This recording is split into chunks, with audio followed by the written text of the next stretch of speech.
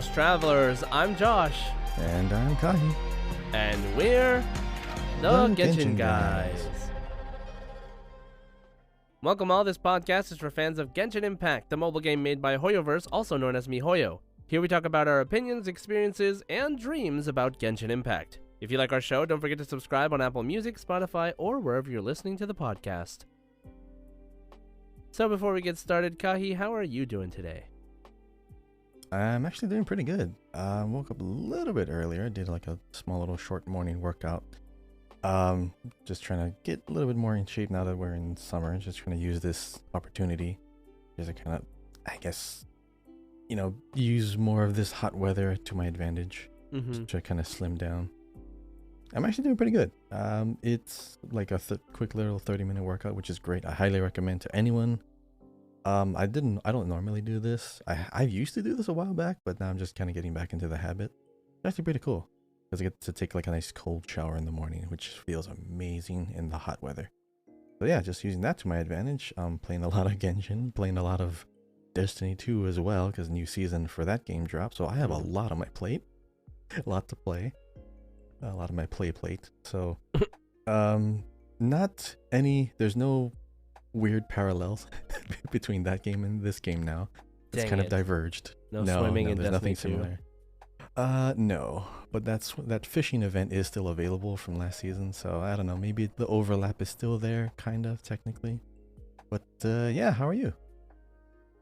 Well, I've been battling COVID for the first time this past week or so. Yeah, probably new variant, right? Yeah, probably. I would assume so because I haven't gotten it up until now.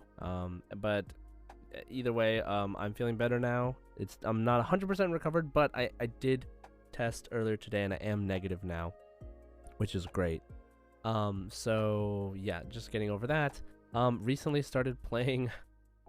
Like I didn't want to play these games sometimes, but because they're time consuming, but it's a nice change of pace and it's fun to play with friends. Recently started playing the newly revamped Eternal Return. Have you ever heard of that game? I have not. What is that? So it's imagine League of Legends. It's like a MOBA style game where you click around with the mouse to move and you press QWER to do your skills. And but all the characters are very anime.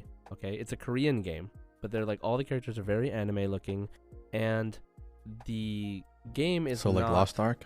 So similar to that, but that's more that's 3D. This is more cartoon anime. It looks like an actual 2D anime. Stylized, Yeah, but not 3D shaded. Exactly. I mean, half of them look like they could be Genshin characters, in some way. But the thing is, the game is actually a battle royale. So you have a team of 3. A MOBA royale. Yes, there's a MOBA battle royale survival game, and there's a team of 3 of you, and you go around the map collecting materials, and then you level up, and then you fight each other. And every game you do that over again. And the whole one game, a longer game, is 30 minutes, so it's not that big a deal compared to League of Legends, which can be over an hour per one game, which is especially if you lose at the end, it's kind of frustrating. So doesn't League have a new mode too, where it's just a battle arena? Yeah, they have some stuff like that, but those are temporary modes that are not the permanent gameplay. Oh, that's a temporary mode. Okay, yeah. I thought it was permanent. No, I wish it was. I do enjoy the Wow, why don't they take that away? Okay. It's because they have to rebalance the whole game and all the characters just for that mode specifically, right? They already have one of those. So what was it, ARAM? There was another road. Yes, that's my favorite mode. That's all I play in League of Legends, which is a whole different conversation. But basically, this game it's got revamped recently. Apparently, the company that it was producing it changed over to a different company, and so they revamped a lot of things. They made it a lot more streamlined, so it's a lot more simpler than it used to be. It was always kind of daunting to me and complicated. I remember I had this game downloaded on my computer for a year. And I just never played it, not even started it up, because I was so intimidated by learning the game that I was I don't have any friends that play it, so I was oh man, I have to learn this by myself. I don't know if it's worth it. So I never did it. But then I got some friends recently who are into it, so they kind of taught me, and now I'm in a much better place, and the game is very fun. And sometimes we play it in the Discord server, so if you ever want to watch, it is in there. Now, so that's Eternal Return. I was playing that. And other than that, like, just been recovering from COVID, so just doing stuff like trying to get better and stay healthy and stuff like that. But before it continues, you reminded me of this thing. So, top-down overhead look MOBA style. There was a quest in Inazuma. I think it was like you had to help some filmmaker. Yeah, yep. Yeah, that's Javier. That's he's from Fontaine. Yeah. Because I'm trying to remember any quest that mentioned Fontaine, and he was the one that popped up. But when you were doing his quest, it actually took your camera above, and you could actually still fight, like from like a MOBA perspective camera. And I was using Zhao, and I realized, wow, he dashes really far. Yeah, it just looks like it. I think it's so cool that they have like fixed camera angles for that quest. Yeah. Because I like thinking back to Divine Ingenuity. Like I hope that if they bring back Divine Ingenuity, they give us the option to create fixed camera angles so that we can angle puzzles and things differently. They need to give us that in an actual camera gadget first. I mean, true. Throughout all of Fontaine, I still didn't find it. Yeah, you're right. There's it should have been here by now. This is the place if it's gonna be anywhere. So yeah, okay. So we're starting to dive into like Genshin topics now. So let's get started with introducing today's topics, which is pretty simple. I mean, today we're gonna be talking about our weeks in Genshin news, and then we're just gonna be talking about Fontaine for a little bit. So without spoiling the Archon quest, we're gonna talk about our experiences so far with Fontaine and some of the different things that we can find around there, from exploring and talking to NPCs and etc. etc. And then we're going to be doing the community discussion question. Last week we did not address the question from the previous episode prior because of the interview episode that we had recently with Sean Chiplock. So this time we'll be answering the questions from the 2 weeks ago episode, from Genshin Guys episode 54. So, and then we will do the last wish segment, as always. So, before we get started, don't forget to join the Discord if you haven't already. We've been growing pretty steadily. It's been really great. We've been really active. We have a lot of people chilling in voice chat, playing Genshin together, doing achievement hunting, co-op, lots of fun stuff. And we do karaoke, game nights. So we're starting to get more into doing those. We might do like a movie night soon. So if you want to come hang out with us, come to the Discord. Link is in the description. Okay, so let's get started with our weeks in Genshin. Alright, Kahi, so now we're going to talk about Fontaine soon, but without going too deep into Fontaine specifics, what have you been doing in Genshin? A lot. At the start of every expansion, you do a lot. So I have been, Archon Quest, which is later. We'll talk about that later. Unlocking all teleporters is definitely first on my list, because if I ever have to get back to an area or jump to an area for daily commission, I definitely need that. I'm liking that multi-level map, which we'll talk about later on. But I'm leaving a lot of pins. A lot of people, honestly, if you're fairly new to Genshin, you're really going to value pinning things for whatever reason. And you can name the pin too, by the way. So if you're like, let's say you get into like a cave system, leave a pin at the cave's entrance, because a lot of people are gonna. I fell into this trap a long time ago. If I go to like a pin on the map, I'm gonna go to where the pin is, not how I got to the place that I wanted to pin. So if you find a cave, that's where you leave the pin. Just word of advice. Well, fortunately, we have like underground maps now for a lot of stuff. I love that thing. I'm trying to. Speaking of map, I'm trying to memorize like the city layout so that I don't have to keep thinking about, okay, how do I get to the crafter? How do I get to the alchemy table? Court of Fontaine is pretty confusing. Like, it kind of is, but when you think of it, like it's very circular, and then there's the like central elevator, low, middle, like level 1, 2, and 3. There's still things you go down, but yeah, just think of, is it at the top part of Fontaine or at the bottom part of Fontaine, and just kind of like go to like a clockwise fashion. It's kind of weird, but like you'll eventually get it. Like Sumeru, first when I saw Sumeru, like I felt like it was pretty confusing too, but it pretty much grew on me after a while. I think Fontaine might be a little bit more intricate than any of the other cities. I'm pretty sure it is the most complicated city that we've been into. I mean, Sumeru had like, I think so, height and everything, but this one just has like a wide area. Yes, speaking of Fontaine and the city layout, I needed to find the blacksmith right away because I wanted to, of course, get the patterns. So I was able to buy most of the patterns. I think I didn't buy the bow pattern, and I did not buy the claymore pattern. So I bought all of the other ones. And I'm gonna probably try to craft at least one for probably. I'm trying to do like who will aesthetically match these things, because it's like a nice silver spear with blue tones. I'm thinking, I don't know, maybe Ningguang with her alternate outfit, because she has a pretty nice book too, and she needs a good weapon. You need to switch her weapons around. But spear, not spear. The spear, yeah. Right. So I crafted the spear. No, I want to craft the spear for I think Yao Yao, because it's an HP spear. Either Yao Yao or maybe Hu Tao, because when you get healed, you gain more energy back, and you know, that's basically like refunding Hu Tao's like energy recharge. And the last thing I did recently was I made a European theme team, like a European national team. So I got Eula, Mona, Rosaria, and Jean. So Mondstack I feel got it. Mondstack characters pretty much, but it feels like it matches. Because I have a freeze team, I have Mona that can run around a lot. I have Rosaria and Jean that can use their skills like at a very high frequency, and Eula just to like mow down everything. I finally maxed out her weapon. I had no idea it was still stuck at 80 this whole time. So while I was looking at all my weapon crafting and seeing what I can build, finally upgraded that thing to 90, and ooh, she hits hard. So yeah, I've been doing a lot. Nice. Yep. What have you been doing? I mean, of course, same. Archon Quest, I rushed it the first night and did like a whole 10-hour stream where I just did it.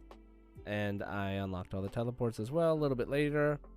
I've been leaving pins around mostly for the flowers that I needed. So I finally got I got Linny and I leveled him to 90. Or he's at 80 out of 90 right now, but I need to get some books for him. But I had needed those flowers to level up, so I know where they all are now. Great. You know, been doing Fontaine daily commissions, been exploring as much as I can. The world quests have been really, really great. I don't want to go too spoilery into those yet, but really, really cool stuff coming from the world quest. A lot of good lore. And yeah, I think... did you level Lynette? I did. So my Lynette is about to be 80, and my Linny is 90. I really want to use them together, but unfortunately, their kits complement opposite teams. So Linny benefits from having at least 2 other pyro characters on his team, and Lynette benefits from having one of each element character on her team. So they're actually counter building for each other, which is terrible, but I don't care. Aesthetics all the way, right, Kahi? So I gotta have the siblings on a team, you know. And as always. Yeah. So that's been really great.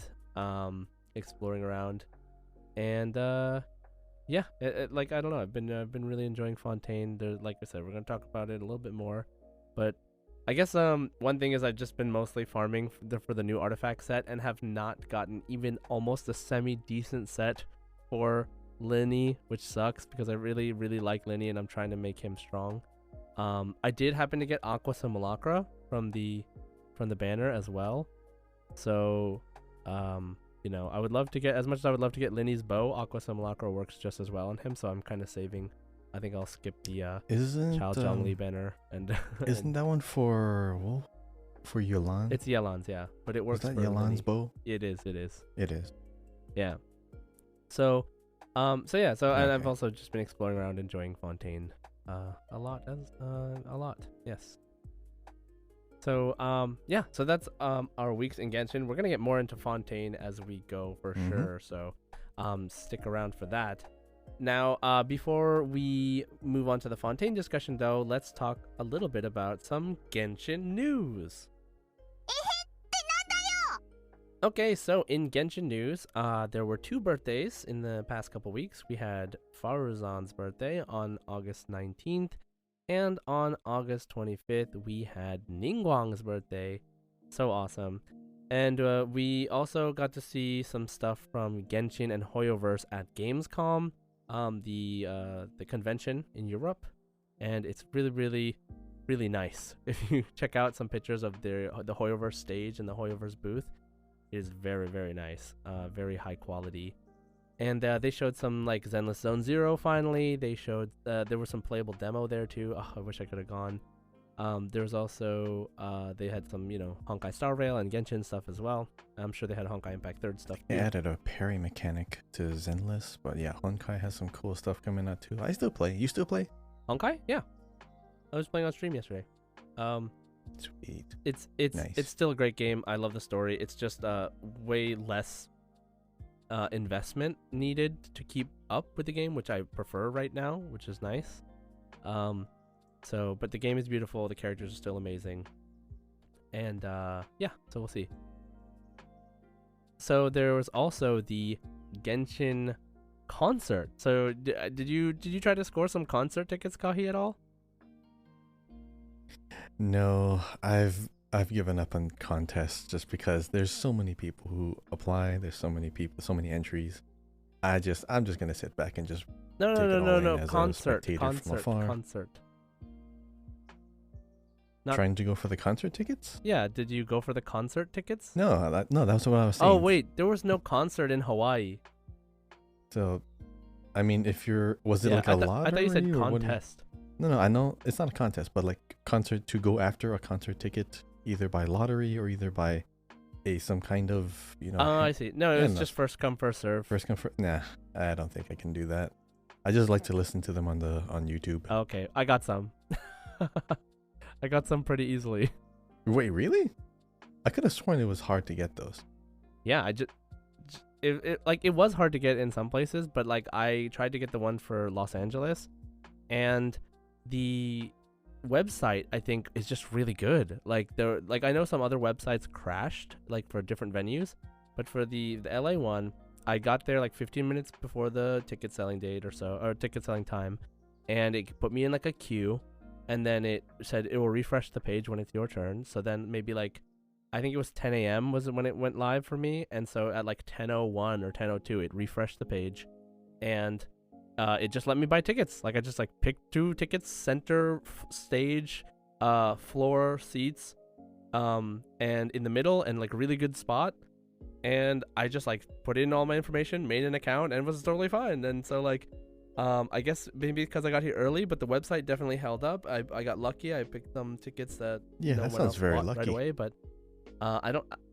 Yeah, I really was. I think I'm really fortunate. I don't know how fortunate. I know other people also got it. So I know all the other people in the server got it. So it like, if you were there on time, then you could get some. But there were like groups buying it up. Of course, there are scalpers selling tickets, I'm sure. But yeah, I think I was talking about this with someone the other day, that it's kind of fortunate for us who actually want to go that it's not like heavily advertised. Like if you follow the Genshin social media and stuff, you will find the ability to like buy the tickets and where to go. But if you aren't one of those people, then you probably just won't get them. And that actually makes it easier for us who just want to get them normally. So like, might have been a good thing that wasn't so heavily advertised. But anyway, I got tickets. I'm excited about it.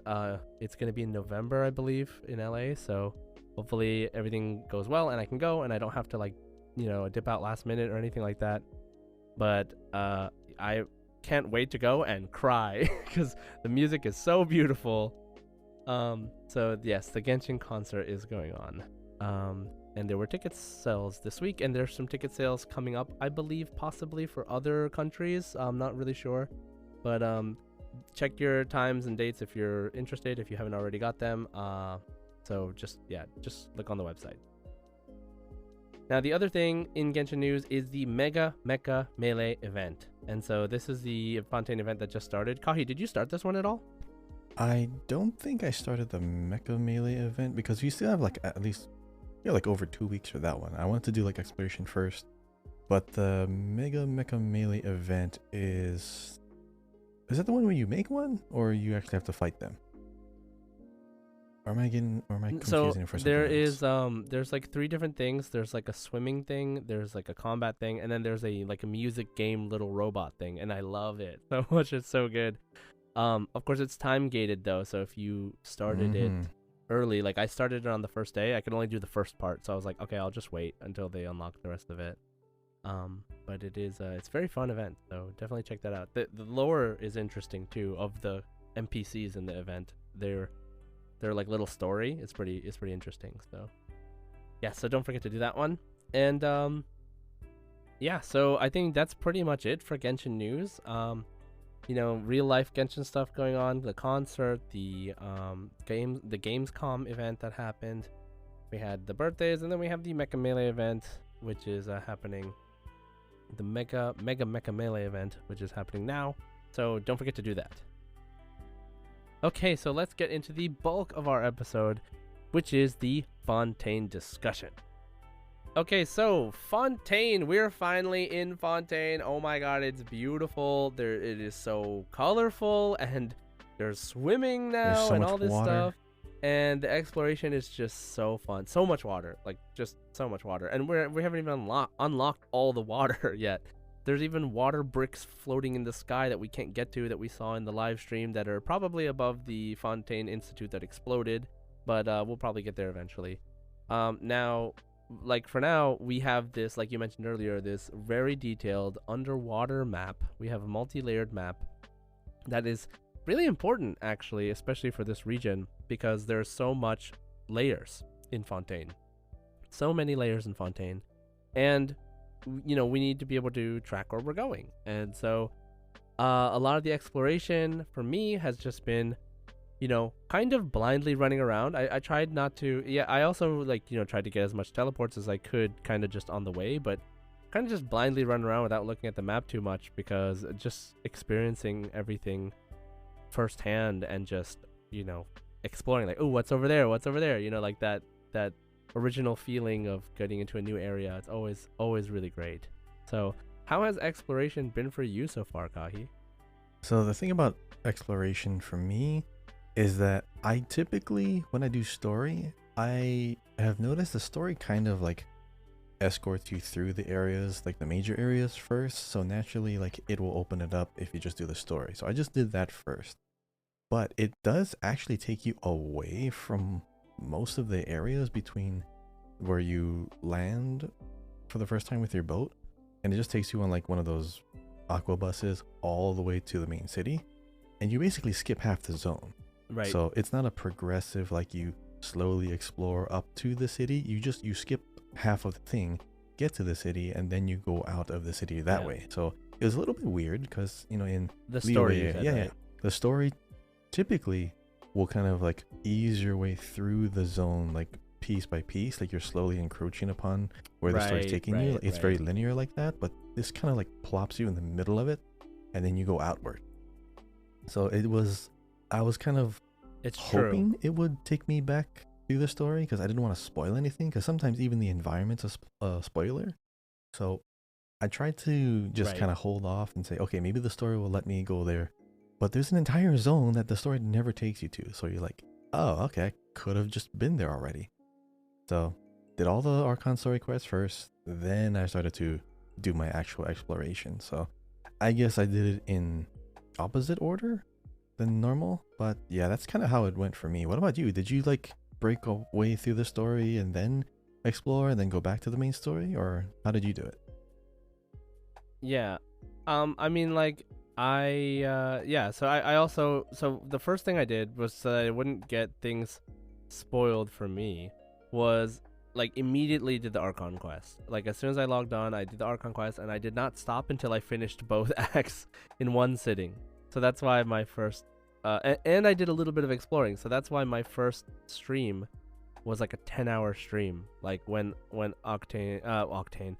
Fontaine launched. So I had already been playing, I guess it was total Archon quest time plus exploration in Fontaine for stream was like 8 hours, because for the first hour, 2 hours, I was just playing Honkai Star Rail while waiting for the maintenance. And then I got in, and then I was just like, okay, I'm going to follow the Archon quest. And I followed the Archon quest, and I don't know if this is really like a spoiler, but there was a lot less swimming than I thought there would be in the main quest. And so I didn't actually experience a lot of the exploration of Fontaine until like you said, like afterwards, you kind of have to go out of your way and go back to explore. And I don't know, it's interesting because like I like the story a lot. Like I really like the Archon quest, and you know, they give us this whole region that's not tied to the main story that we get to explore.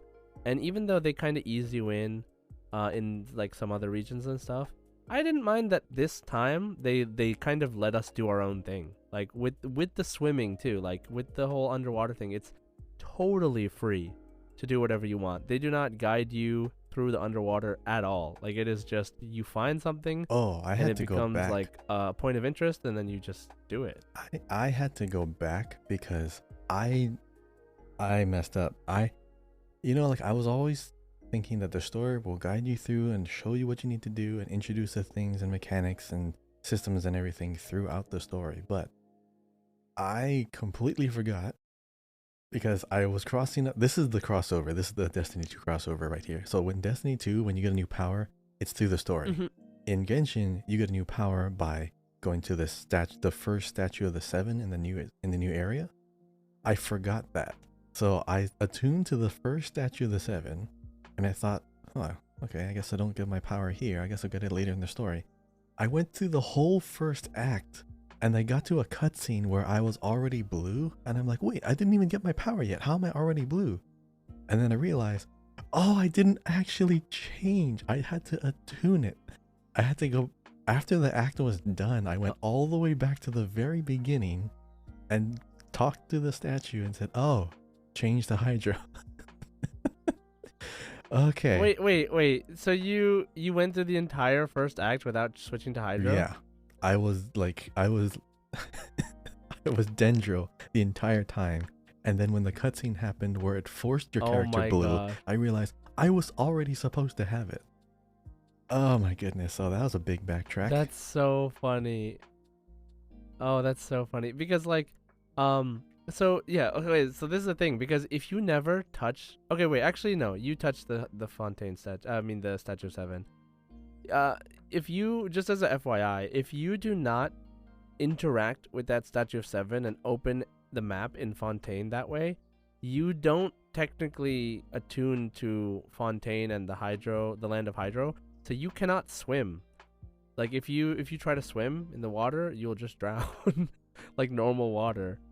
Supposedly. So yeah, so it's like a thing where like you have to interact with that statue to fully enjoy Fontaine's mechanics, and then yeah, you have to manually change your element. So but it's fine because Hydro Traveler is like one of the worst characters in the game by far. So honestly though, it's on that, so bad. Have you played it? Here's the thing, I actually like the skill. I do. It's just, it doesn't feel powerful. I know there's ways you can make it powerful. There's like elemental skill artifacts and stuff like that.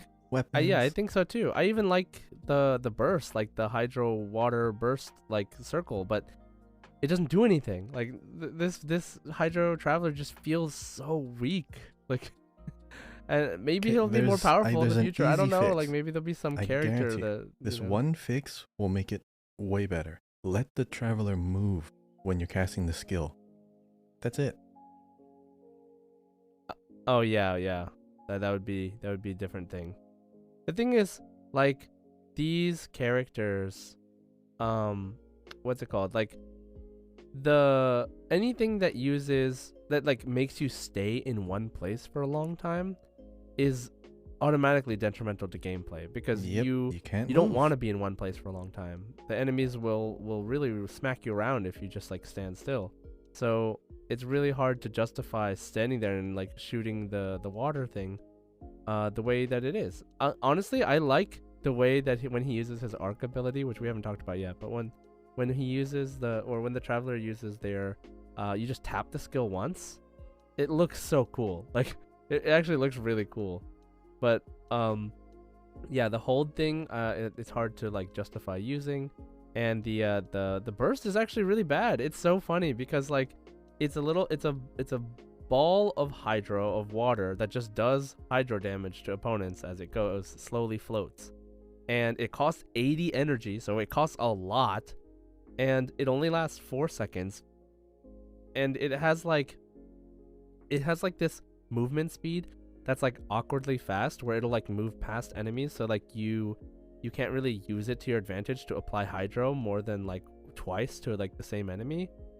But I do have a solution. There's a for this constellation. like. I looked at the constellations of the travelers, and the constellation 2 is actually lowering. The only thing it does is lower the bubble's movement speed by 30% and increases duration by 3%, 3 seconds. So they know that it's like that on purpose, and they give you a second constellation to make it usable, and it's like it's so bad. Like like I really am so disappointed. I wanted to play Hydro Traveler, but it's just so hard to justify. Here's how you can make it a little bit better, because it's a hydro applicator, right? And it's slow, and then your skill is like a slow hydro applicator, right? But you're stuck, and you need some support to stay alive. Try use Layla, because her skill gives you a cryo shield, and her cryo shield will slowly apply cryo, so you're gonna freeze the enemies that are trying to run at you anyways. And when you do hydro damage, it doesn't crack, it doesn't like shatter them, so they're gonna stay still while you're still attacking them. And it's a shield, so even if you get hit, you're still alive. That's good for freezing enemies, but there are many enemies that cannot be frozen, unfortunately. True, very true. But I mean, Layla could really help. Yeah, no, it's true. I mean, I think there are things you can do to make it more interesting and fun. You could even just toss down Oz, like Fischl, Oz next to you, and just shoot pew pew pew at stuff, and do like some electrocharge. Like there's things you can do. There's always things you can do to to make it more useful or viable. But the thing is, like this traveler who's supposed to be like, all of the traveler elements up until now have pretty much been like supports in some capacity. I guess arguably the Anemo Traveler is kind of like the most DPS-y, like DPS like. But this Traveler does not really support and does not really do damage either. So it's kind of hard, like, and just as a hydro applicator, also not that great, right? If the hydro burst ball stayed in place, it would be so much better. Like it would just be so much different. Like it would be like a constant source of off-field hydro, but it doesn't do that. And then there's the whole like Fontaine mechanic. So this is the new Fontaine thing where they're really trying to put an emphasis on your health moving up and down. So they have all the Fontaine characters have an ability that makes them lose health and gain health. The Traveler's version of it is like when they shoot out the like their water droplets, then if the Traveler has more than 50% HP, the Traveler's HP, max HP will do, depending on the Traveler's max HP, you'll do more damage, but the Traveler will also lose a fixed amount of HP every second. So it's Traveler's health goes down, but then like has no way to heal back up unless you use, you have to grab those the little orbs that like show up when your shooting hits the opponent. That's how it works. It's those things are like hydro cores. Such a weird mechanic. It is weird. They're trying something new. Yeah, so they don't interact with anything else. They're literally just they're for just you. Health, yeah, right? they're just for you. Yeah, but I'm just disappointed. Like I really wanted there to be like a hydro shield or like something that like can be used more flexibly. But instead, this Traveler, you have to build a team around them for them to be any useful. Like that's the thing, is like usually it hasn't been like that, but now it's like it's not even like a good damage ratio or anything like that. Like it, like you said, it just feels weak. I tossed all of my, when I've played through the story, because even I say this, I'm playing through story with this Traveler. Like I always play through the story as Traveler, and so even though I slap my like highest hydro damage buffing like artifacts and stuff on him, I give him Nilu's weapon because he does more damage with max HP, and Nilu's weapon gives him so much HP. Like I tried, but it just feels so underwhelming, and so I'm really disappointed in that fact. Despite how I like the way that the Traveler's abilities look, but if there's any I do consolation, like how they look. I mean, they look pretty fun. But yeah. as far as actual output and damage, and to make it effects, worse, half the enemies are Hydro Eidolons anyway, so you can't fight them with. You literally can't. They're immune to Hydro, so you can't fight the tainted Hydro Eidolon enemies with him. You know what I mean? Yeah, it's not useful in Fontaine specifically, which is weird because it should be, but then you have other people that are more useful in Fontaine. Oh, I mean, speaking of that, you know, I was watching clips of people like jumping out of the water when they're swimming, and I'm like, oh, that looks cool. Yep. You like jump like a dolphin. Yep. I tried to do that, and I only realized that only the Traveler and Fontaine characters can do that. Yep. And oh my god, justice for Kokomi. Kokomi should be able to do that. What the heck, man? I didn't pull a fish character so she could not do that. For swimming to all of them. They did. They gave animations to swimming, but not diving. Just swimming. The jumping and the dive. I mean, everyone has a dive, but like the jumping out of the water. Yeah. They only gave it to Fontaine characters. I know. I'm kind of disappointed in that. So disappointed, dude. I'm so disappointed in that. Like, I have a funny story about this kind of like when I was on stream. I think I figured this out, or I was in the Discord. I don't remember. I was trying to do that diving thing, and I was like, why is this so hard? I was like, it's like, do I have to like press the buttons a certain way or something? And because I've been, it's funny, you say you've been using Jean. I've been using Jean in the water, like with her summer outfit, because I think it's like really nice in the water. It matches the colors of the water, and it makes sense that Jean would wear something like this to go swimming instead of her normal outfit. But I tried to dive out of the water with her, and I was like, this is hard. How do I do this? But like I'm also exploring with, listen to my team. This is the team I'm using for story and for traveling around Fontaine. It's Jean, and then Traveler, Lily, and Lynette. So all of them can do the dive, and Jean can't do the dive. So I thought it was something wrong with me. Okay, Jean can't do the dive. Yeah, okay, cool. I thought it was something wrong with me. Like I thought that I was pressing it wrong because I was on Jean, and I was like, why can't I dive out? It's like all your characters except one. Yeah, it would sound like a bug to me. Yeah, so. But then I learned that only Fontaine characters and Hydro Traveler can do it, and I was like, oh Mike, are you kidding? Actually, I guess, I don't know, can normal Traveler do it, or is it really just, I mean, like, is it a different Traveler can do it, or just Hydro Traveler, do you know? Like, if I attune to Dendro, Traveler? Like, will it stop me from being able to do that? I don't know. I didn't try, because, like, I only started to do swimming after I attuned to Hydro, and then I started swimming. Right. Because like throughout the whole like first act, I don't think you have to swim. Yeah. I don't remember. Without spoiling too much, yeah, I don't think you have to swim either. Now, okay, I'm gonna try right now then. Speaking of swimming, can I just say like, I mean. Oh yeah, you can do it. Pun intended. The swimming is so fluid. It's so fluid. I like it. The animations is great. Like the momentum is good. You get a lot of stamina for like.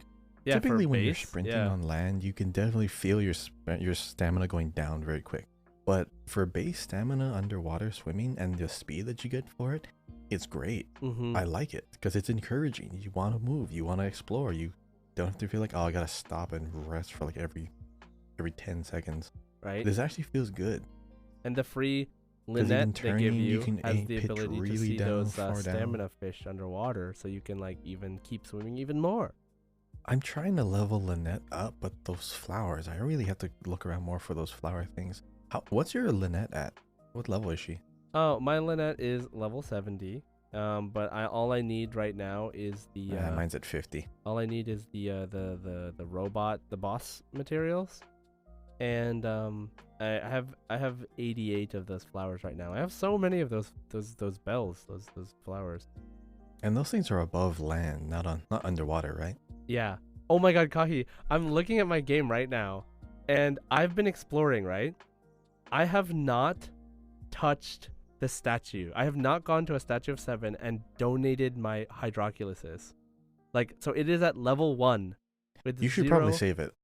Wait, why? Wait, no, don't save it. No, just do it. Yeah, no, so you're right, because you get the constellations from that too. Yeah, exactly. I have 51 Hydroculises. But I have not worshipped the statue at all. Like, That's 2 levels. That's 2 levels, yeah. I'm just saving up all my wishes for the new characters. So there's a bunch of new mechanics as well in Fontaine. We kind of briefly talked about it. The arc abilities. So how are you finding the arc abilities? Currently, you're talking like the USA Numa damage, right? The thing about those is those basically just the Numa yay. Yeah. Those basically are just puzzle solvers. Like as far as combat, I've never felt like I needed to use them in combat. They're just open world mechanics and like, yeah, they're just for puzzle solving. So if they're ever gonna do let's say in the far future, they make USA damage and Numa damage an actual element, and there's gonna be characters that do only that kind of damage, maybe that would be cool. But right now, I don't feel like you need that in combat. So your combat teams can be anything. Did you ever find a team or like some kind of combat situation where you kind of needed that? Because I haven't. I haven't found one where you needed it because my characters are at the point where they're leveled enough to kind of brute force through most things. Like even the boss that you fight, the robot, the Icewind Suite, the 2 dancing robots, or Lynette. That robot, if you use the opposite element, you'll severely stop like the movement of the robots. But I kind of just did my normal Yoimiya thing, and I just put Zhongli's shield up, and I just blasted the robots until I defeated them, and I didn't really need to use the mechanics at all. So it's really interesting because like I see how you could use it. Like in the new artifact domain, there's like a bunch of enemies that are affected by this new mechanic, and when I do it successfully, it does actually make it easier, but it's also not 100% necessary. So I just realized something as we're talking about this. I just realized when they launched Fontaine, this is the only one that they did where they could create like a teleport from like Mondstadt to Fontaine for new players who are pretty new to this thing. So people who are not as leveled or don't have really strong teams or meta characters at all can still go in and fight, and they give you Lynette for free, which is, she has what USA damage? Osa damage? Yeah, she has the dark one. Yes, I'm pretty sure that's the dark one. Well, but because she does that, you have a character that even at low level will trigger that, that calm down or that break in that in those enemies. Yeah, so it's Osa. If you're low level, you can have a low level character and still be able to have more openings to do more damage. It might take a little bit longer, but you won't have to be constantly bombarded by a more rough enemy or a more powerful enemy. So I can kind of see why this works for like new players to just kind of ease their way in, make it easier for them to play. But still, for the people who have good characters, they don't really need it. But it's not necessary for us, but can be very necessary and very welcoming for people to get into the game, especially if they're new to the combat in general. Yeah, plus you have like a mini Yelon skill with Lynette, and it's fun to explore using that. Oh, I love that. Yeah, so yeah, I think like, as we get more used to these mechanics, there's also a thing where we're gonna have more characters, right? Like one thing I realized is there are some characters, there are some enemies that require you to interact with the opposite element twice. So if you don't do that, then you basically, okay, so you have to interact with their element twice, which means like if they have like the Uisa aligned element, you have to attack them with Numa twice to break them. And right now, if you do not, there's only 3 characters in the game that have this alignment. So there's Linny, Lynette, and Hydro Traveler. And so if you use for example, if you encounter an enemy who is Numa aligned, like they're aligned to the light, and you need to hit them twice with the Uisha, which is like the darkness one. Lynette has a cooldown. I believe it's around 10 seconds for her Uisha aligned attack. So even though you can use her ability more than once, this shadow sign thing that it's called still has a cooldown of like 10 seconds. So the thing is, if you want to hit it twice, right now, since we only have Lynette, you have to wait 10 seconds to actually hit that opponent twice. And there is like a chance of you missing too. In the case of if there's the opposite element, since we have Linny and Hydro Traveler are the same element, they're both Numa aligned. If there's a Oisha aligned enemy and you have to attack them twice, I can be Linny, you hit them with the Numa once, and then I can switch to Hydro Traveler and hit them with the other Numa. So I can actually circumvent having to wait because I have two characters that have that aligned element. Does that make sense? So the more characters we get, so it literally is Numa Numa Yay. It's Numa Numa Yay. So the more that we have characters with options on how to apply this damage, the more I'm sure that they will incorporate it into combat, especially like because I'm assuming that they will incorporate this into Spiral Abyss. Like I really think that they will. And if they do that, it's probably going to be some sort of outcry for some reason, because like Lynette, Hydro Traveler, and even Linny are not really considered meta characters. And so like if you don't, like for example, if they make a Spiral Abyss where you have to use this mechanic in order to clear it in a reasonable amount of time, many people are going to be upset because they don't want to build Lynette, and they don't want to build Linny, and they don't want to build a Hydro Traveler. So I'm really curious to see how they evolve these mechanics in the combat and where they put them in the game. Like, is there going to be an event that comes out that is like based on this, like a combat event that is based on this mechanic? Or in Spiral Abyss, are they going to give us the little Uisha or Numa blocks that you find around the world to solve puzzles with? Like, even though your character doesn't use this arc ability, your character is not a Fontaine character, they give you the ability to use this in Spiral Abyss. Like, are they willing to do that? You know what I mean? So it's going to be really interesting to see how they take this mechanic. I feel like this is a test for, I guess characters or potential like future damage dealing types for purely USA damage, purely Numa damage. Because I mean, remember like back into year one, there was always like those little those dendro slimes, and there's always those bushes that could get burned. It's been in the game, but it took a while for it to get flushed out. So this could be an early stage of that. Like, they're giving us a hint of this kind of damage exists in the world, and we're gonna slowly integrate it, and maybe by SNES Naya we'll have full-on characters that use this type of damage. I mean, this is a type of damage. I don't think they would introduce a type of damage and just not use it, because it's like physical damage.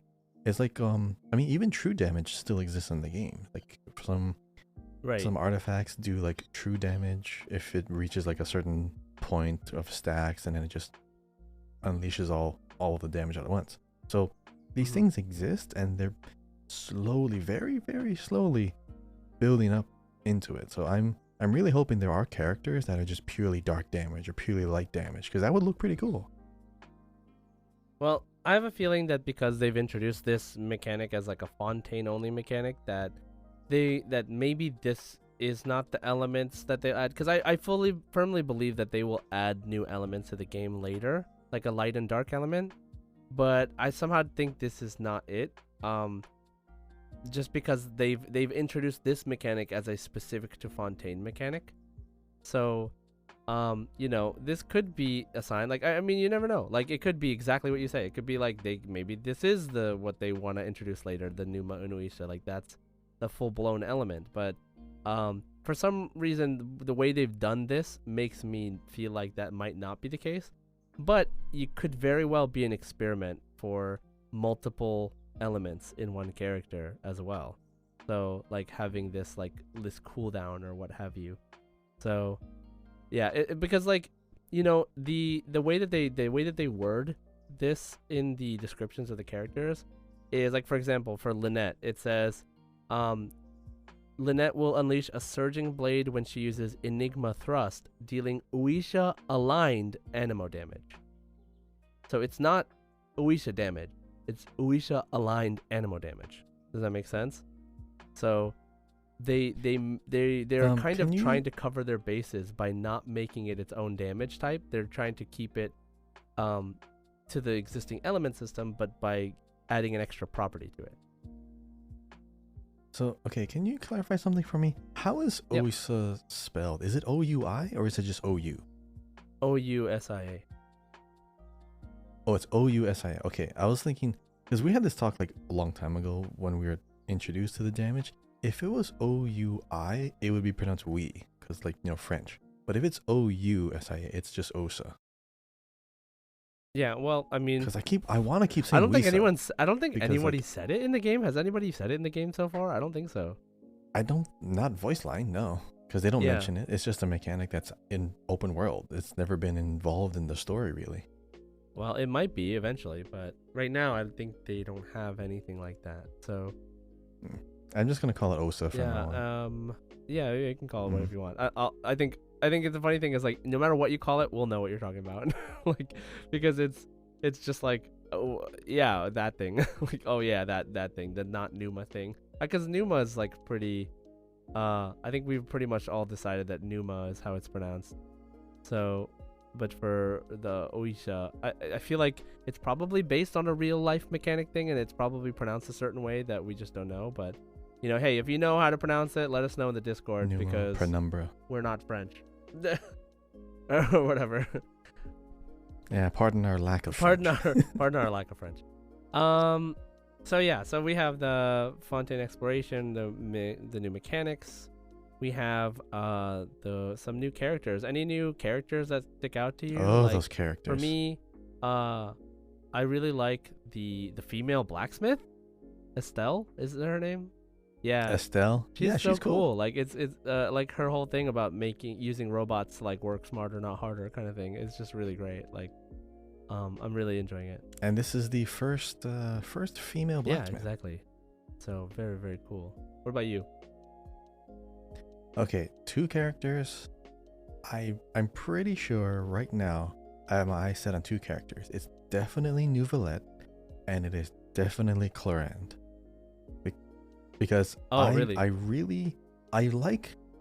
Neuvillette's character because... No spoilers. Well, I just want to talk about his personality. It's not a spoiler. It's not a story at all. But he's just very stoic. But he also has... He's very by the book. But he also has those bits where as he learns about, you know, people, and like you can kind of see like he still wants to feel, but just... He doesn't really know how. He's just so engrossed in his work. Whereas Clorinde, however you say it. Clorinde. I love her hat. She looks so cool. I love her hat. It's great. Yeah, this guy, he's stoic, and Clorinde, I love her hat. She has great design. I'm really curious. I think Clorinde uses a sword. So yeah, she looks like she does. I think this is there's Kuki, but she's like not short, but like young female character with electro sword. This is the only one that has tall female with electro sword. So I really want to see her kit. I'm really curious how Neuvillette's gonna play out, because you know he's the judge. He's the what is his title? Chief Justice, but they called it something with an L. Like, is it a French title? Yeah, because when you see the text, there's always that little word above it that's like the true title. What was the word? I don't know. It's just flavor text. I guess so. He's the Chief Justice. You know what I mean? Those are my 2 favorite characters right now. What about you? Hey guys, editor Josh from the future here. The term Kahi was looking for is Iudex, spelled I-U-D-E-X. It is Latin for judge. All right, back to the podcast. From just because of story, Navia. Like, Oh yeah, oof, I like I love completely Navia agree. so much. Her voice acting is great Yeah, too. English. I had to switch to it's English it's midway through. great. Oh really? I did listen to both, but I played through the first time in Japanese, and like just I don't know, man. I get like it's so funny. I get like we were talking about this on the stream, like major Taylor Swift vibes from her, and I like Taylor Swift, so like it's really funny. And she's not a singer or anything, obviously, in the game, but like she's just like the blonde hair and the stage presence almost, and like uh, honestly, like I was really, without spoiling it, like I really enjoyed how much Navia was in story. Like I did enjoy it. So yeah, I'm really excited. I'm gonna say the other character I like. Okay, ready? So first of all, I love Linny. I just want to say that real quick. I really love Linny's character. I love the magician stuff. It's always an aesthetic I will appreciate.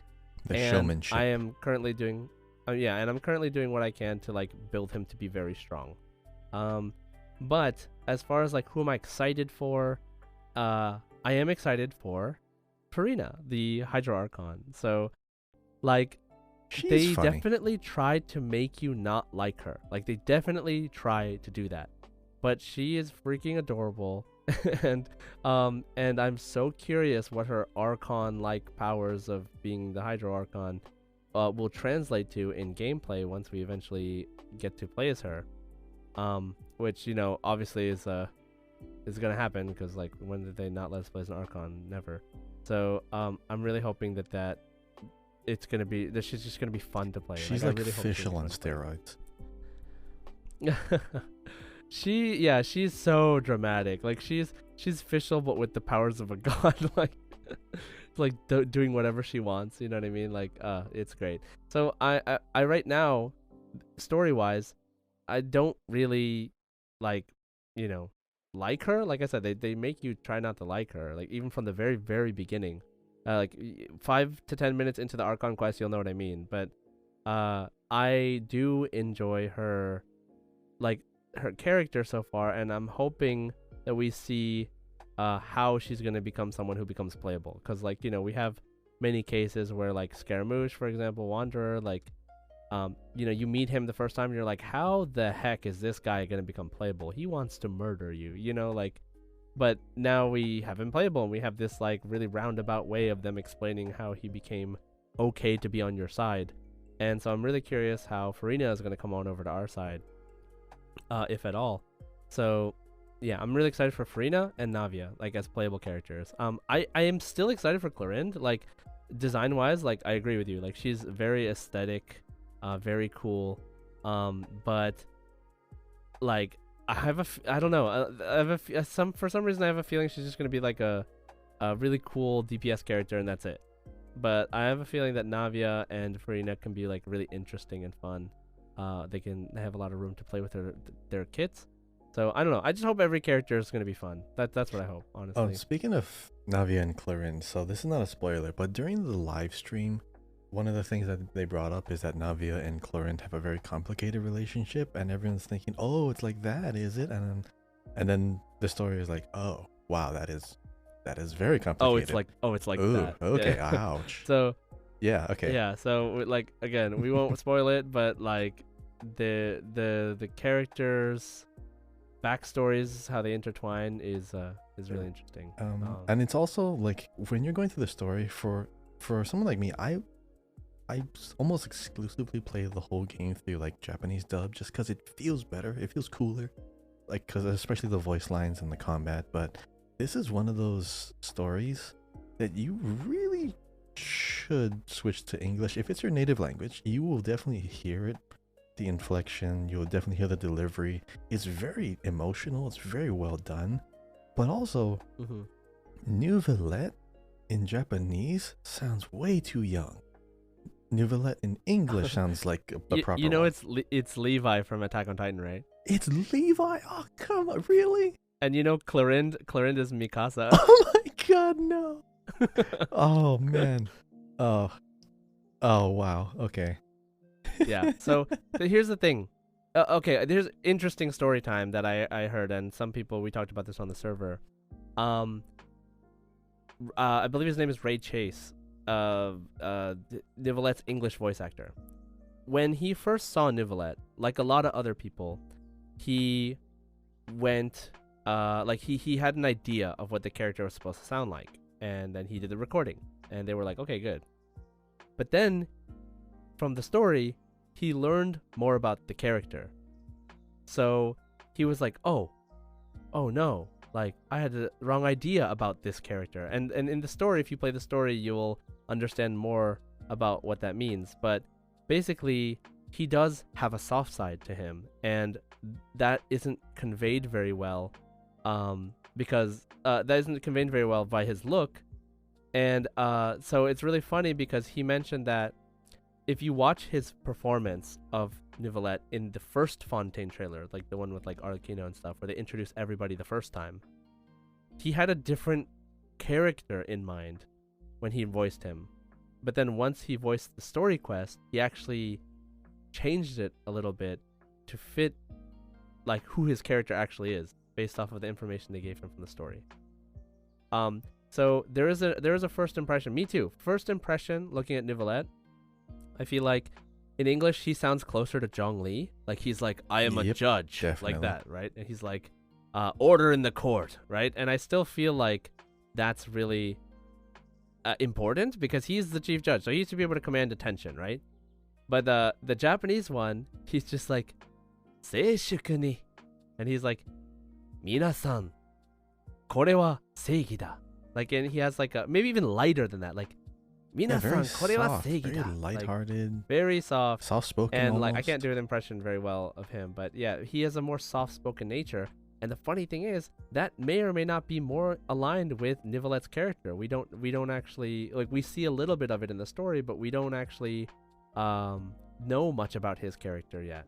And so some people were saying maybe the Japanese version understood more context about the character because they chose to perform it way differently than the other languages. See, and I think that that's an interesting concept. The thing is, I mean, from what I understand of his character right now, it makes more sense why he speaks mostly in more like stern and monotone and maybe not so much emotional, because he's very methodical. He's, trying to maintain a level head. So it makes sense why he just sounds very stern.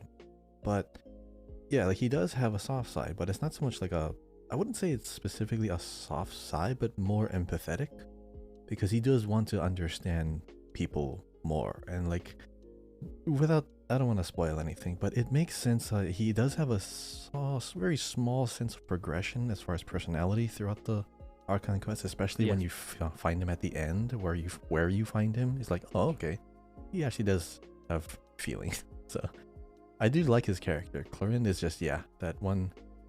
Her whole aesthetic is great. That one button on her shirt is like holding on for dear life. Right. Yep. Good character design. I like it. So yeah, those are my favorite characters. Navia, obviously, fan favorite, crowd favorite. Yeah, no spoilers. Mm-hmm. Yep, but good story. We'll talk about that later on. We'll give everyone a chance to do it because this is a pretty good story. There's a lot of twists. So finish it up. We'll definitely be talking about it soon. Yes, so we will definitely talk more about it. We're excited to talk about it, and I'm excited to play it again. Next chance I get. And like I might just watch the cutscenes again too. Like, it's really, there's a lot that goes on, so I would say my advice is pay attention to the story as it's happening. Listen to what the NPCs are saying, listen to what the characters are saying. The cutscenes uploaded to Genshin, so be careful. They're uploading cutscenes. Oh yeah. You don't want to see any cutscenes, story cutscenes before you get there in the story for sure. So we'll be talking more about Fontaine in the future. We'll definitely be along for the ride here with this new story upcoming and just the world quests and stuff. I think we will have to have an episode dedicated to just the world quests in Fontaine, because they are so intertwined and interesting, and we'll let you guys know so that you can finish the world quest before that episode, hopefully. But yeah, I'm really excited to see where a lot of these stories are going to go, especially the main story, and we're all really excited for it. And we hope you are too. So let's head on to our next section, which is the community question discussion where we asked, what is the first thing you did or will do when you get to Fontaine? So, Kahi, what was the first thing you actually did when you got to Fontaine? I took a picture. You took a picture? Yep. I had to make sure the first thing I do to embark on the journey, I took a picture right when I logged in. I technically that was the first thing before I actually arrived in Fontaine. So as far as the first thing I did when I arrived in Fontaine was, attune to the statue. And then, what was your first hour like? My first, okay, you're gonna love this. The first hour. So when I'm walking to the beach to get to the boat to then sail over with a little channel to get to it, and I notice these turtles. I have never interacted with these turtles ever. I don't know why. I just started running into the turtle and pushed it into the water. And I spent a good 5 minutes doing that, maybe 10 minutes. Because I don't want to hit them. No, I don't know why. Maybe it's some stupid idea that I just had. I'm like, this turtle belongs in the water. What's wrong with this turtle? Okay, I just pushed it into the water. Okay, when I did that, then I got on the boat. Took some pictures, of Sumeru in the back. It says, so long Sumeru, and then I took another picture of the front. It says, Bonjour Fontaine. So yeah, basically I was doing picture taking, trying to catalog the places. I should have taken more pictures along the way. I'm probably gonna go back and when I'm done with everything, because I want to make sure I get to the time limited events. I wanted to make sure I get all the heavy stuff out of the way. When I start to settle, I'll find some nice places for pictures. This is a very beautiful place because everything's blue, everything is cool, everything there's a lot of architecture, very clean. That city is amazing, but I know that when I get started in a photo session, I just take up so much time, and I don't have enough time for the quest, so I had to do all the big stuff first. So yeah, if I had to say what is the first thing I did, it was take pictures. What about you? Nice. What's the first thing you did? How was your first hour? Okay, this is gonna be really funny. Okay, I kind of wasted the first hour. And what I mean by that is, so when you first start up the game after so when I first started up the game after the update, right? There was a thing you were supposed to do. You were supposed to go to the Caravan Ribat, and you were supposed to see Dia off and see Sumeru off. That was interesting. Yeah, she was the character that you first interacted hey, with. Okay, you're going to Sumeru. You're going to Fontaine. All right, good luck. And you're like, okay, bye, Sumeru. And then you go to Fontaine, and then you teleport to that new teleporter they gave you, and then you continue on with the story. For me, I totally didn't even think about that, and I just teleported to the new teleporter. I walked into Fontaine's thing. I went up the elevator. I took the aquabus all the way to the city, and I just walked the whole quest through. And I didn't even, there was nothing, because if you did the Archon quest, there's stuff that happens right there in that whole section. You meet Linny and Lynette, you meet the Archon all right at the beginning. I didn't see any of that. And it was so funny because I was just kind of just making my own way to Fontaine without even following the story. And so someone in the chat commented, because I was streaming, they were like, why is you going through Fontaine so different from me right now? Or something like that. And I was like, what are you talking about? And they're like, oh my god, did you forget to start the quest? And I was like, wait, oh my god. So I sat in the aquabus, listened to the Melusine give her a little spiel about being on the aquabus for the entire ride, just to get all the way to the Court of Fontaine, and nothing happened. There was no cutscene, nothing. I didn't talk to anybody. I just walked around. I found a dog named Baguette. I thought it was hilarious. And then I just realized that I wasn't progressing the story at all. And so I had to go back, go all the way to Caravan Ribat, and then teleport back, and then progress to the story, and then do the aquabus again. And then I was like, oh my god, this is my first hour. This is so hectic. Oh man, it was so funny. I thought my first hour was weird. I pushed a turtle into the water. You literally skipped everything. I skipped the story. I just skipped everything. Like you said, remember you were like, they try to ease you into the region a little bit. I literally skipped all of that. Like any trace of that I accidentally skipped, and so I'd already seen what I had accidentally seen what I was supposed to see later. So yeah, that happened. So that was my first hour. I was just overly excited. I didn't swim or anything. I just like got in. I was like, I'm gonna do the story, and I hadn't even started the story, and I was running around for like 45 minutes with my head like a chicken with its head cut off.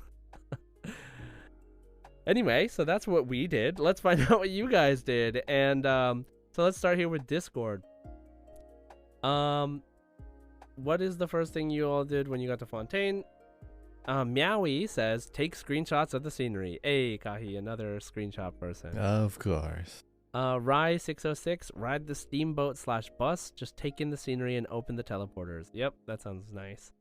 Dementor Nerd says, the first thing I did was unlock Statue of 7 so I could unlock Traveler's Hydro Vision. I love how cool his skill is. Oh, hey, someone who likes the Hydro Traveler's skill. Nice. Sky Soratan says, I played the main quest for a bit first and then went diving. It's just Kokomi meets some friends.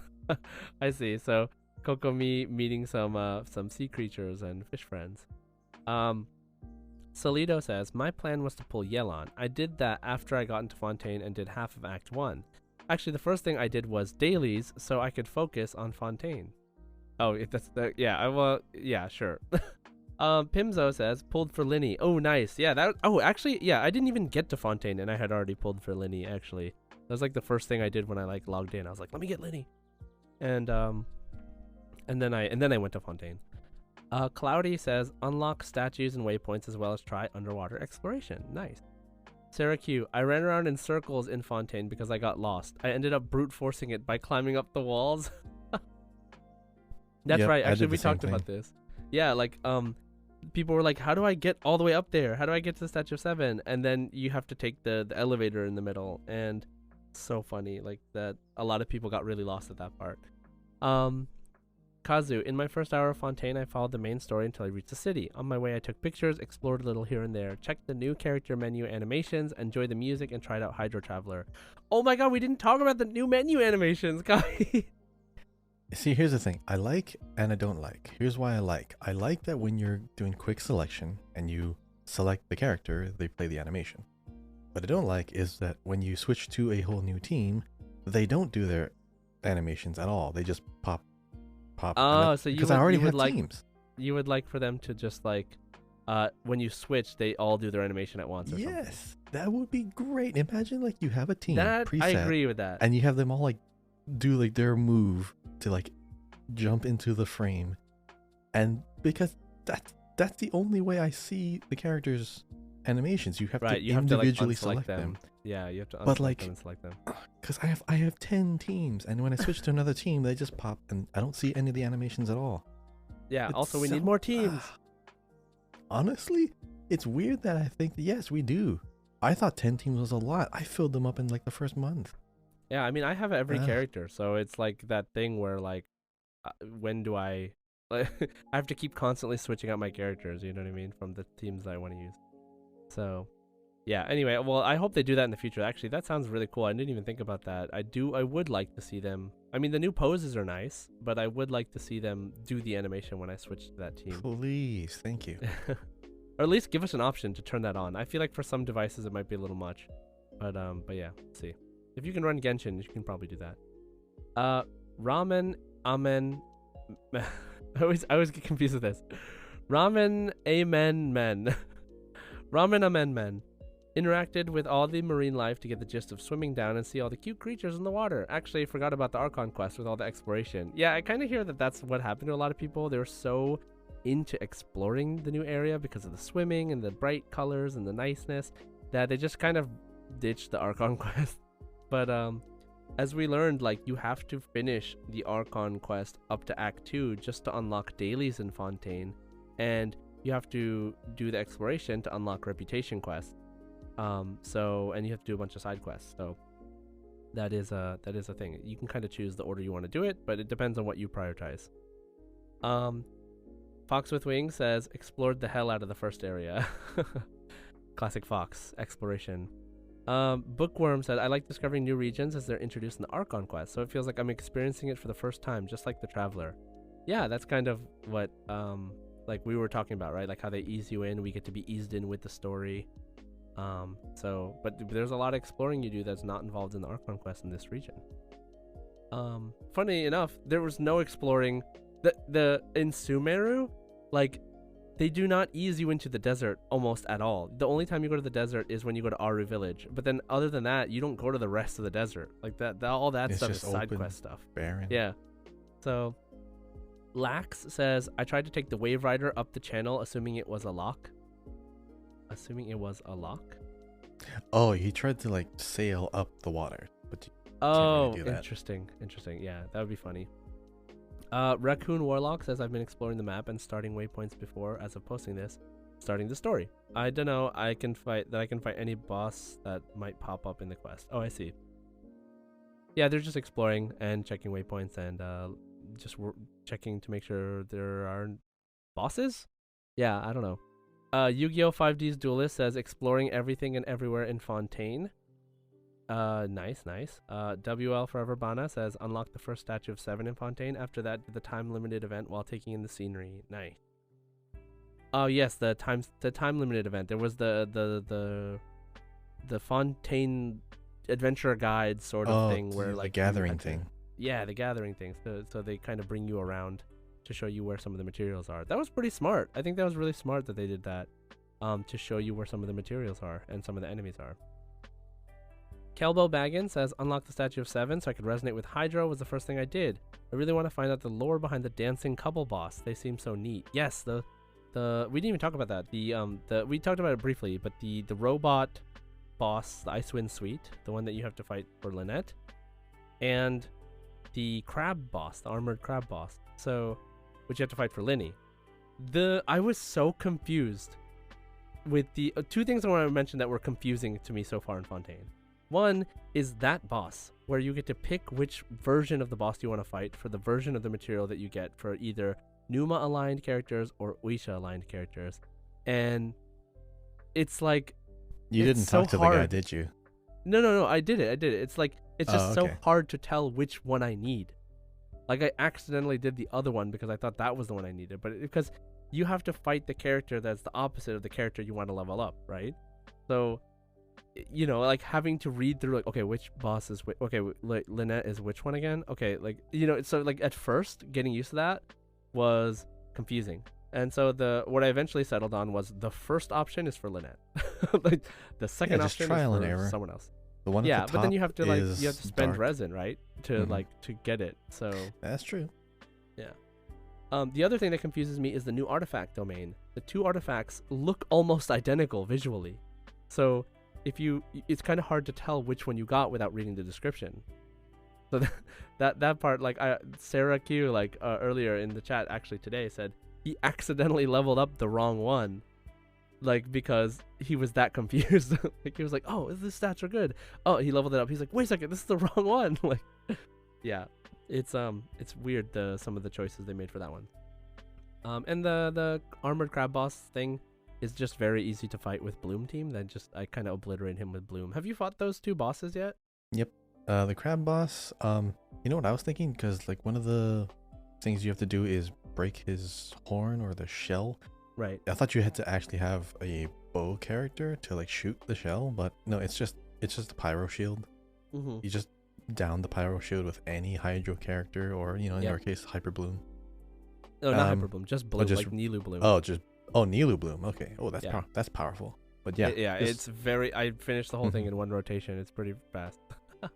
Yeah, the boss looks cool. These bosses are great.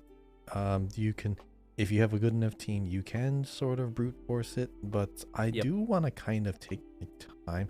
I've always had a team where it can just demolish everything. But I'm kind of choosing some other teams with some characters that aren't as level, just so that I have a little bit more of a challenge, maybe a little bit more thematic approach to it. Because that's why I kind of made my Fontaine like European team. Right. So I want to try this out for a while. Yeah, just for fun. But yeah, if I know it's getting too hard, or if I need to just grind something out, I just switch to my other teams. Exactly. But yeah, that robot boss, I just use my Yoimiya team and just just obliterate them. Like, One it's dia like burst doesn't even and matter. done. Yeah, the whole mechanics or whatever doesn't matter. Just use Zhongli, use Yoimiya, and just shoot, and then boom. Chemleon says unlock all the teleports. I do this before quest because it bothers me when I can't easily get to where I need to go. I feel you. Yes, I think we all feel that way. It's like, oh, I have to go there next to this teleport. Oh, I don't have it unlocked yet. I have to go run over there. Rex, the last one on Discord is Rex Lap Isn't, which is I went straight into the Archon quest because I usually explore first and ask questions later, but I wanted to see if letting the story lead me and set the tone first would make exploration feel richer. It's hard to say though, because both story and exploration in this patch feel so good each in their own right. I finished Act 1, then went directly to the sea and swam for hours. Nice. Yeah, the swimming is great, especially if you use Traveler or any other Fontaine character, and you get to do the cool diving animation, which I wish more characters had, but it is what it is.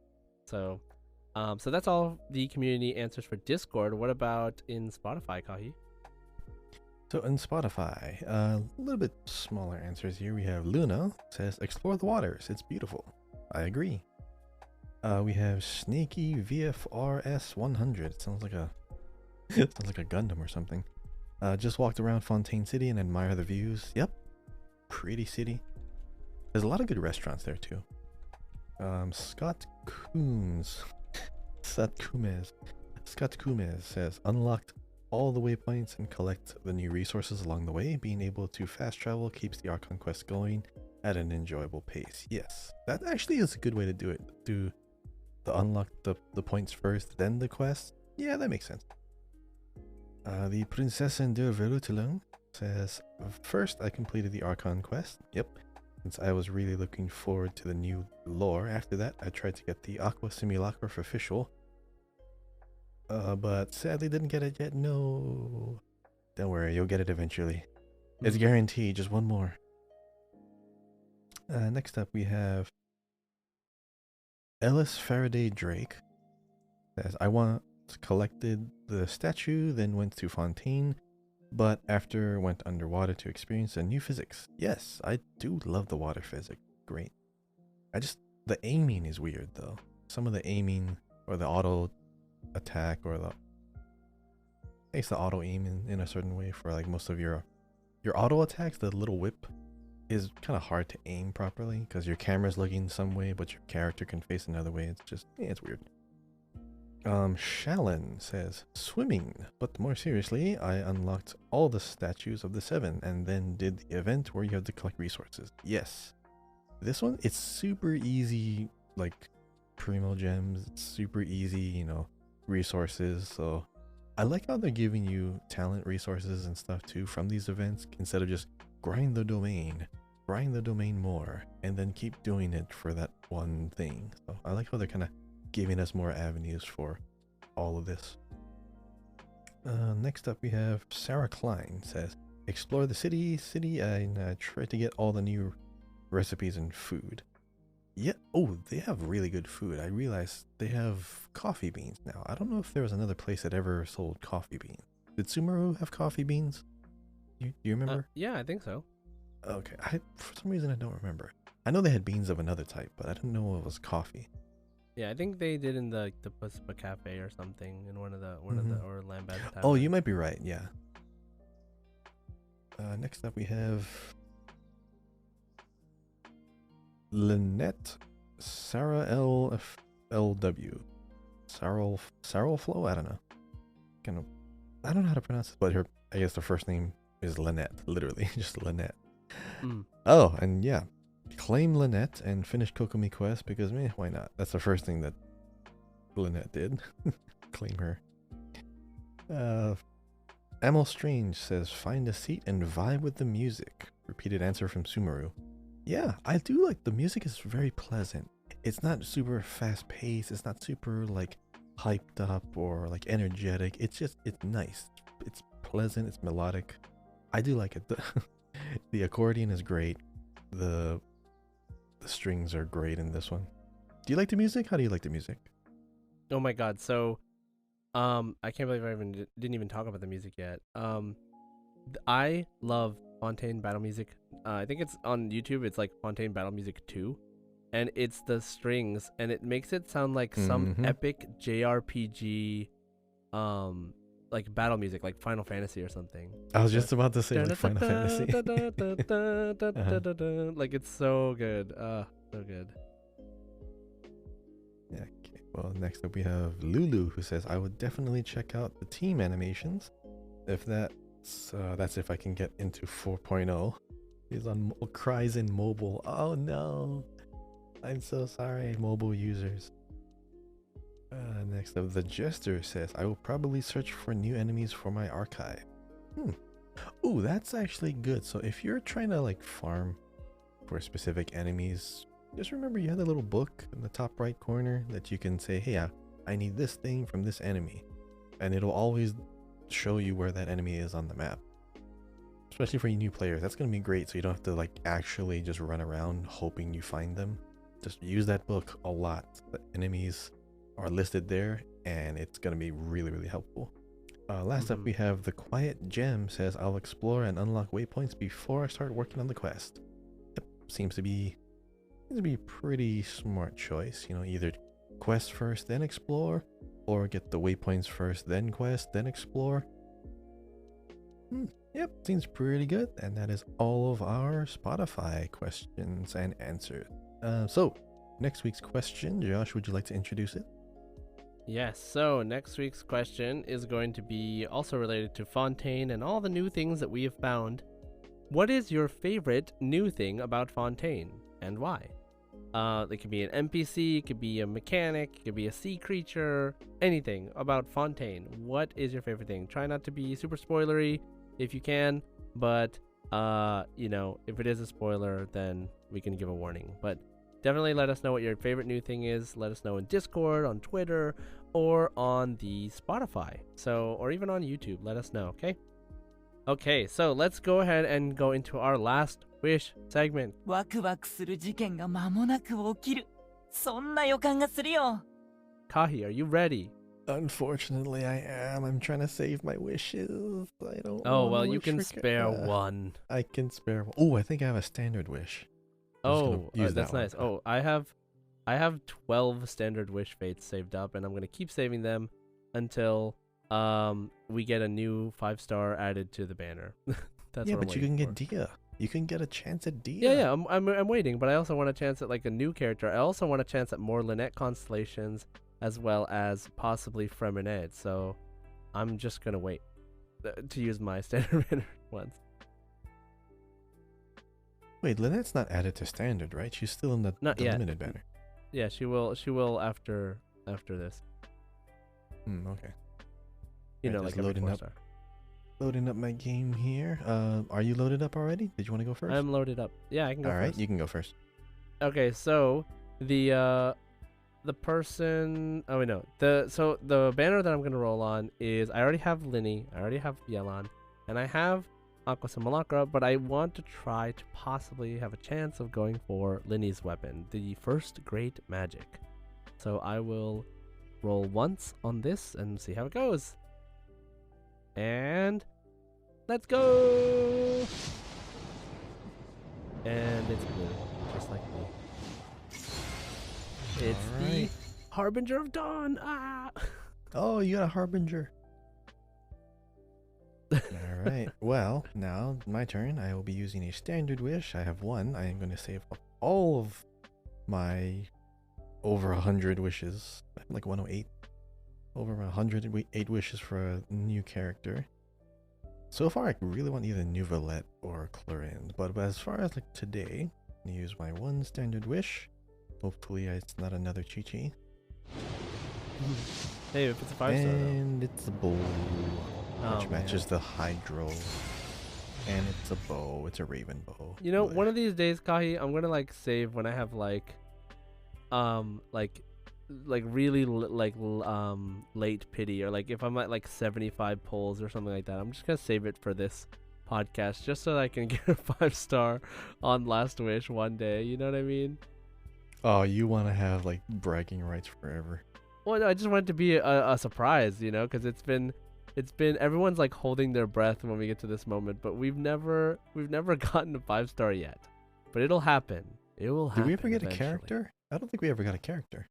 I think maybe we got a character at some point. I have a feeling we did.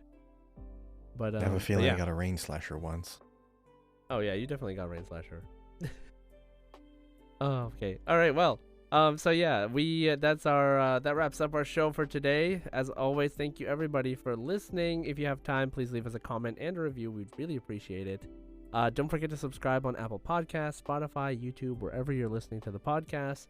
And follow us on Twitter. Once again, Genshin Guys Pod, at Genshin Guys Pod on Twitter, as well as for me at JSide Gaming or twitch.tv/JSide. And for Kahi, YouTube and Twitter are at Kahiao, KAHIYAO. So, thank you everyone, and as always, Ad Astra Abyssosque. 星と支援を目指せ Enjoy.